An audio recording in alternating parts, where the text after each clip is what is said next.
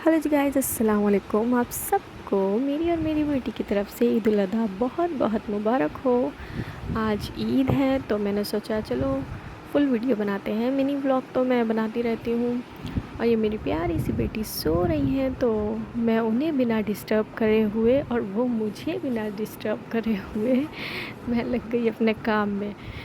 तो फिर जब वो सोती है तो मेरा काम थोड़ा जल्दी हो जाता है। और आज वैसे भी बहुत काम रहने वाला है, कुर्बानी होगी नीचे, तो घर में कुर्बानी होती है तो बहुत काम रहते हैं। वैसे माशाल्लाह मेरी सास हैं जो मेरी अम्मी हैं, वो मेरा बहुत हेल्प करती है, या वो मेरी हेल्प नहीं करती हैं बल्कि मैं उनकी हेल्प करती हूँ। मेन कमान तो वही संभालती हैं घर की, तो मैं उनकी हेल्प करती रहती हूँ और वो सारा काम करती रहती हैं, मेरे साथ लगी रहती हैं बराबर से, बल्कि मुझसे ज़्यादा ही काम करती हैं।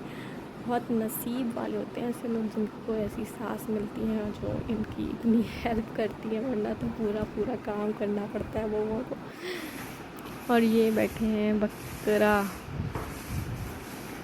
ये बहुत सीधा बकरा आया था इस बार मेरी बेटी ने तो इसको खूब खिलाया, अपने हाथों से पत्ते खिलाए, लेकिन वो उसको बिल्कुल मारता नहीं था। ये निकाल लिए थे मैंने अपने कपड़े जो मुझे पहनने थे, और ये थे अलीज़े के कपड़े।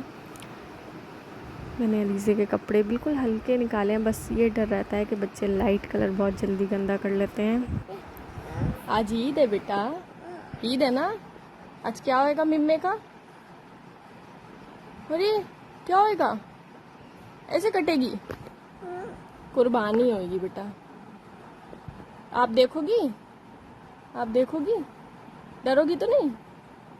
ठीक है, चलिए नीचे चलते हैं।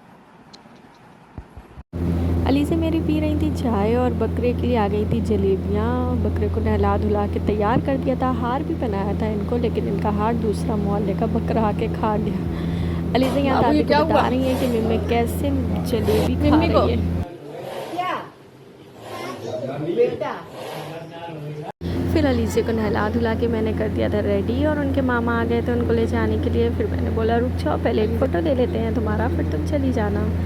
और नीचे गई मैं तो देखा कुर्बानी हो चुकी थी। फिर फ़र्श धोया, अच्छे से सफाई करी, बट अभी भी स्मेल आ रही थी काफ़ी, लेकिन कोई बात नहीं, धीरे धीरे चली जाएगी, 2-3 दिन में स्मेल भी। और फिर भी मैं सारा काम करने के बाद नहा धो के टिप टॉप रेडी हो गई थी। और फिर मुझे लगने लगी भूख। वैसे तो खाने में कलेजी बनी थी, पर उसका तो दूर दूर तक कोई वास्ता नहीं है मेरा। फिर मैंने काटे आम के स्लाइसेस और अलीज़े ने भी खाए और फिर मैंने भी खाए। फिर हो गया था दोपहर का वक्त। दोपहर में तो लगी थी भूख, आम से कोई पेट नहीं भरता है। घर में रखा हुआ था चिकन, तो फिर मैंने फटाफट से बनाई चिकन बिरयानी और वो खाई हम लोगों ने बैठ के। फिर हो रही थी कबाब बनाने की तैयारी। अम्मी ने सारी तैयारी करके मुझे दे दी थी, कबाब भी बना के दे दिए थे, क्योंकि हम लोगों का मन था कबाब खाने का। हम लोगों का मतलब मैं और अम्मी सिर्फ, और कोई नहीं खाता हमारे घर में। तो फिर मैंने कबाब फ्राई किए, अम्मी ने बना के दे दिए थे, और फिर हम लोगों ने गर्मा गर्म कबाब खाए। यहीं पर मेरा ब्लॉग होता है ख़त्म। अल्लाह हाफिज़।